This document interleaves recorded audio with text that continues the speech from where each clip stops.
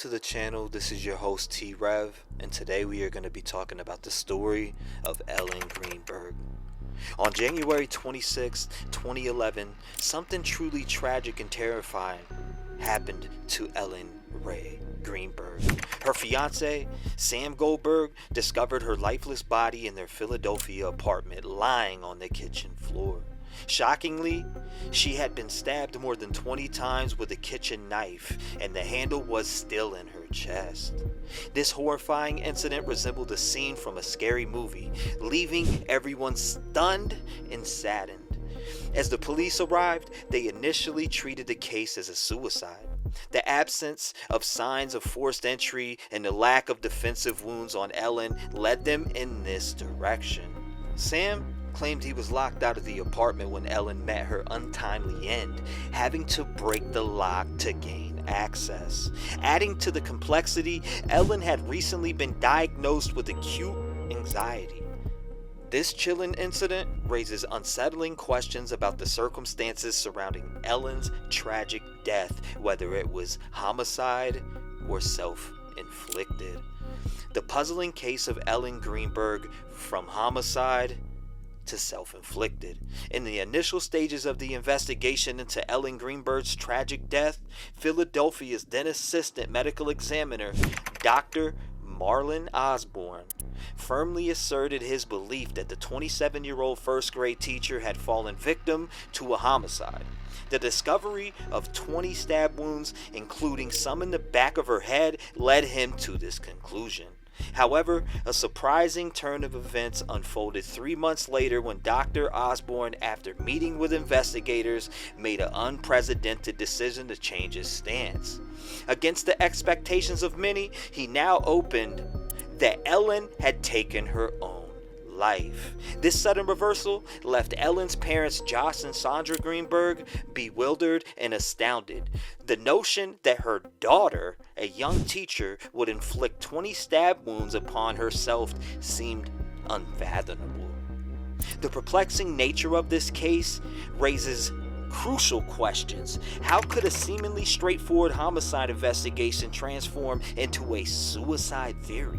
What circumstances or evidence led Dr. Osborne to alter his initial findings so dramatically? The Greenberg family, grappling with grief and confusion, found themselves struggling to comprehend the inexplicable circumstances surrounding Ellen's tragic demise.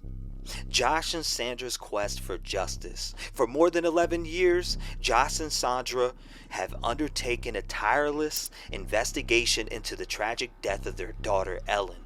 Driven by a desire for justice, they enlisted the help of attorney Joseph Pedroza to challenge the official cause of death, seeking to change it from suicide. The Chester County District Attorney's Office now has the case and will begin investigating it.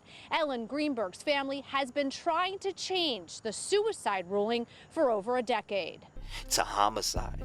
Their legal pursuit unfolded with determination and resilience. As Pedroza navigated the complexities of the case, a pivotal moment came when the couple enlisted the expertise of 2 neuropathologists to critically examine the autopsy report and scrutinize brain tissue samples retained by Dr. Osborne. The unanimous conclusion of these specialists was a stark contradiction to the initial suicide ruling. The evidence suggested that suicide was not a possibility. In a significant development, a Philadelphia judge in October 2021 determined that the case could proceed to civil court. This marked a crucial milestone, allowing for a non-jury trial to take place, where the details of Ellen's death could be meticulously examined. The trial is anticipated to commence in 2022, offering an opportunity to delve into the heart of the matter. As the legal proceedings unfold, numerous questions surround the case. The impending trial aims to ascertain whether Ellen could have taken her own life in the manner initially suggested, scrutinizing the evidence supporting suicide, addressing inconsistencies in the autopsy report, and evaluating the role of Dr. Osborne in handling the autopsy and brain tissue samples are key aspects that need to be explored. Moreover, the nature of Ellen's death, described as brutal and torturous, raises questions about its compatibility with suicide. The trial will explore alternative explanations and scenarios that may better align with the observed evidence. Courtney Conley perspective. Courtney Conley, a licensed clinical professional counselor specializing in working with young adults contemplating suicide, sheds light on the rarity and difficulty surrounding unintentional suicides. While not dismissing the possibility entirely, she emphasizes the extremeness of such occurrences. According to Conley, individuals who die by suicide typically seek methods that are quick and effective. The statistics highlight that most common means include firearms, poisoning, or suffocation. This insight into common methods underscores the challenges of unintentional suicide, as these methods are often intentional and purposeful. In her extensive experience, Conley notes a peculiar aspect of suicidal behavior. Individuals often attempt to provide a sense of closure to those around them.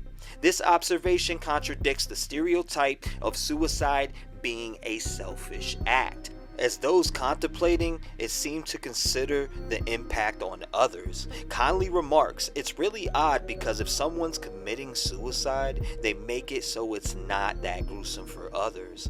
We want justice for our daughter, and maybe this will bring justice for others too. When the Greenbergs wanted the Philadelphia District Attorney's Office to re-review the case in 2019, District Attorney Larry Krasner sent it to the Attorney General's office because he previously represented the Greenbergs. Insight into the psychological dynamics surrounding suicide adds nuance to the understanding of this complex and sensitive issue. The enigma of post-mortem stabbing.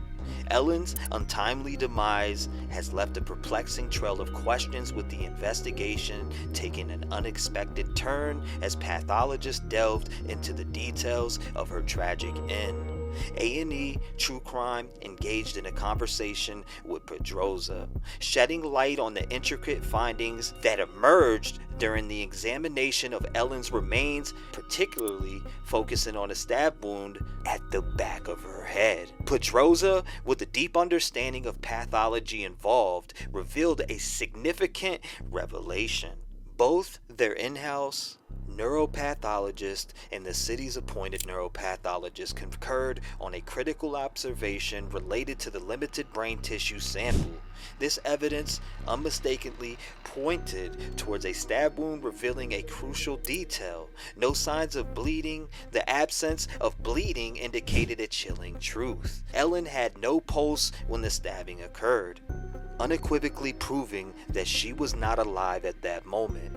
As Pedroza thought about the cause of death, he stressed a stark implication.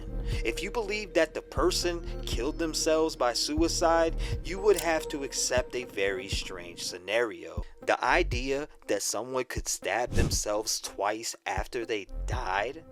This claim goes against the very idea that Ellen's death was caused by suicide, which brings up disturbing questions about the events leading up to her sad death. Could Ellen's fiance have been abusive? Ellen and Sam Goldberg's trip to marriage ended suddenly and tragically, casting a sad shadow over the happy event.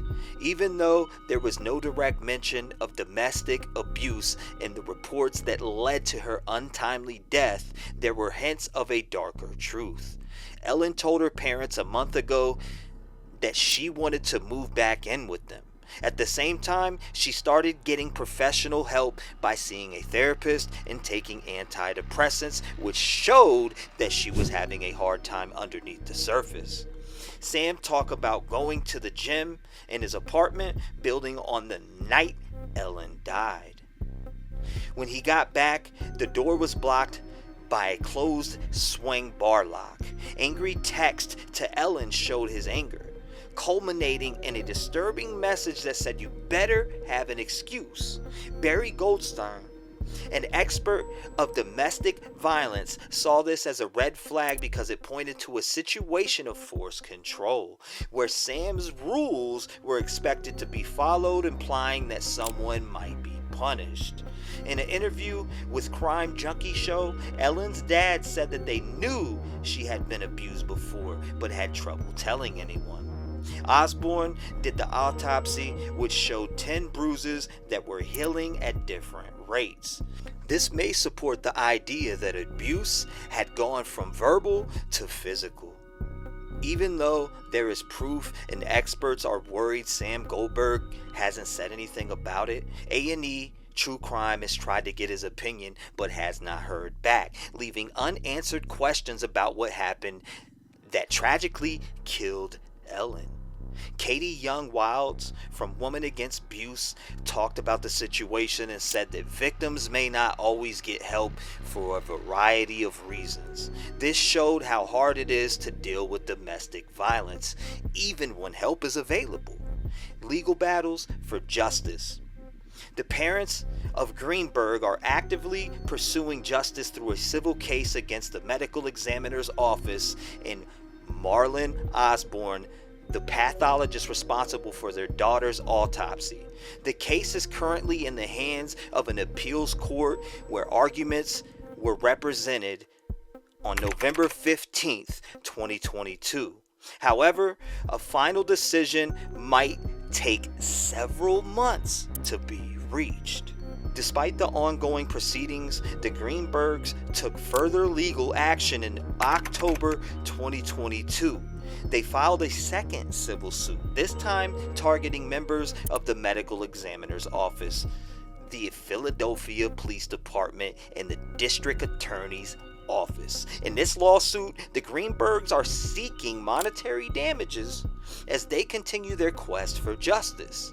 The complexities of these legal battles highlight the family's determination to find answers and accountability in the tragic circumstances surrounding their daughter's autopsy. Conclusion: the events of January 26, 2011 are still not clear, but Josh and Sandy Greenberg's fight for justice goes on, and we stand behind them.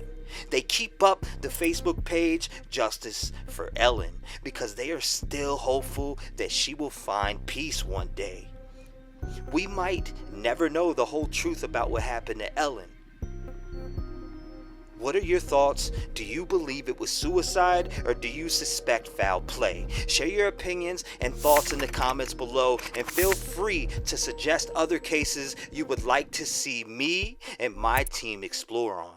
Don't forget to hit the subscribe button, the notification bell, and stay locked in for all these juicy secrets in the campground. Goes by T-REV, so we'll call him that as well, and he joins us now. Voice of the voiceless, people get killed for other stupid choices. Standing up for the families that took a loss is something that we find important. Rap game strong, chest up. Little homie, keep your head up. You can be whatever you want. Get rid of the fake and it will lead up.